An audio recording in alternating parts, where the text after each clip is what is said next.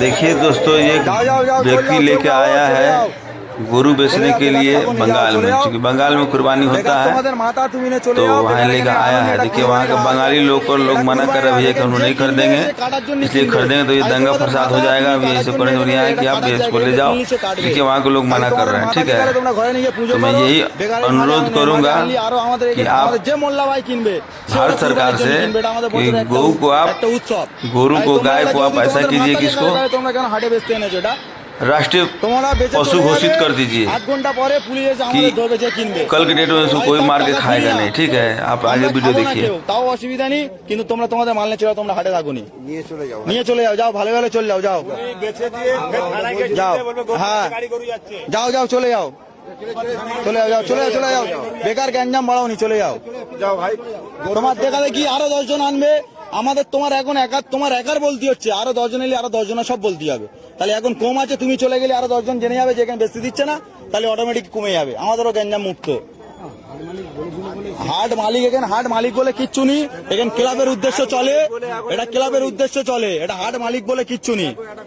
ক্লাবের ছেলেদের আমি জিজ্ঞাসা করে গেছিলাম, এসে জিজ্ঞাসা করে গেছিলাম যে এরকম হাট চলবে, এরকম একটা হিন্দু ছেলে, আমার গরু আছে বাড়িতে 15টা, আমি টাকা ইনভেস্ট করে নিয়ে এসে গরু কিনেছি, গরুটা কিনে নিয়ে এসে আমি গরুটা এখন বাড়িতে আছে, জিজ্ঞাসা করতে এসেছিলাম, জিজ্ঞাসা করেছে, ঠিক আছে, জিজ্ঞাসা করতে এসেছিলাম, বলেছে যে হাট হ্যাঁ হবে, তোরা গরু নিয়ে আয়, নিয়ে এসছি, আপনারা যদি বলুন যে চলে যাবে তাহলে আমরা চলে যাবো। এবার আমি একটা কথা জিজ্ঞেস করি, তোমার এটা তোমাদের ভগবান তো? আচ্ছা, ভগবান গোমাতা সব মানছি আমি, সব মানছো, তাহলে কিভাবে তোমরা জয় করতে নিয়ে আসছো? সরকার মানা করেছে তো? হ্যাঁ না, আমি ক্লাবের গল্পে যাচ্ছি না, ক্লাব কিন্তু পরে কারোর বাঁচাবে না। সরকারের রায়ের ওপরে কি কোনো রায় হবে?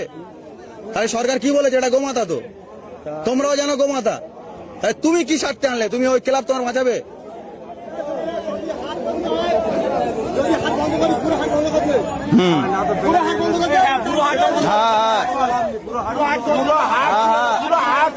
সব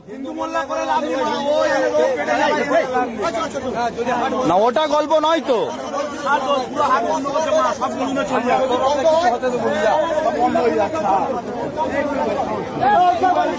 হ্যাঁ টোটাল বন্ধ, টোটাল বন্ধ। হ্যাঁ আমার বক্তব্য তো ওই তো। হ্যাঁ হ্যাঁ, আর ওর খাওয়ার দরকার নেই, করো যা।